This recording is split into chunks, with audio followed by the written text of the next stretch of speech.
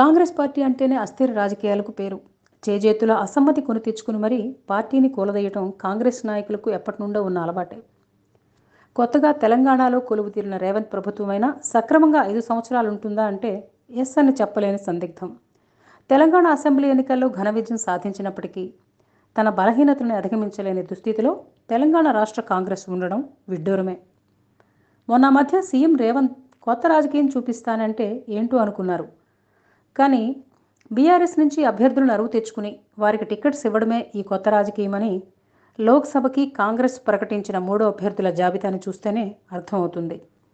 తాజాగా ప్రకటించిన కాంగ్రెస్ 3వ జాబితాలో పెద్దపల్లి నుంచి గడ్డం వంశీకృష్ణ, నాగర్ కర్నూలు నుంచి మల్లు రవి మాత్రమే కాంగ్రెస్లో మొదటి నుంచి ఉన్నవారు. మిగతా వారంతా ఈ మధ్య బీఆర్ఎస్ నుంచి కాంగ్రెస్లో చేరిన బ్యాచ్.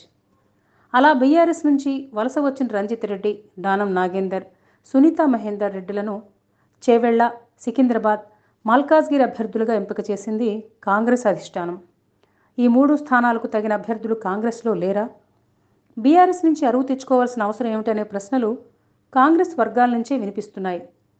అంతేనా, ఇంకా అభ్యర్థులను ఖరారు చేయని స్థానాల్లో కూడా బీఆర్ఎస్ నుంచి అరువు తెచ్చుకుని నిలబెట్టడానికి ప్రయత్నిస్తున్నారనేది కాంగ్రెస్ వాళ్ల మాట. ఇంకా చోటామోటా నాయకులను తెచ్చుకుని వారికి నామినేటెడ్ పోస్ట్ ఇవ్వాలని రేవంత్ చూస్తున్నారట. ఇదంతా ఎందుకు?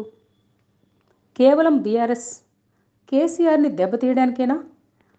10 ఏళ్లుగా పార్టీని కాపాడుకుంటూ వస్తున్న వారిని కాదని ఇతర పార్టీల వారిని చేర్చుకుని పదవులు అప్పగించడం చూస్తే క్రమేణా కాంగ్రెస్లో అసమ్మతిని తనకు తానుగా రాజేసుకున్నట్లవుతుందని రేవంత్ ఎందుకు గ్రహించలేకపోతున్నారు అనే ప్రశ్నలు రేవంత్ రెడ్డిపై వదులుతున్నారు మిగతా కాంగ్రెస్ నాయకులు. ఇవన్నీ లోక్సభ ఎన్నికల్లో ప్రతికూలంగా మారతాయని, నిఖార్సైన కార్యకర్తలు ఓటింగ్కి సహకరించరని రాజకీయ పరిశీలకులు చెప్తున్నారు. కొన్నాళ్ల కిందట తెలంగాణలో కొత్త రాజకీయ సంస్కృతిని తీసుకువస్తామని చెప్పిన రేవంత్ రెడ్డి అందుకు భిన్నంగా బీఆర్ఎస్కు చెందిన వారిని తమ పార్టీలో కలుపుకొని టిక్కెట్లు ఇవ్వడం ఏం రాజకీయమని సీనియర్ రాజకీయ నాయకులు విమర్శిస్తున్నారు.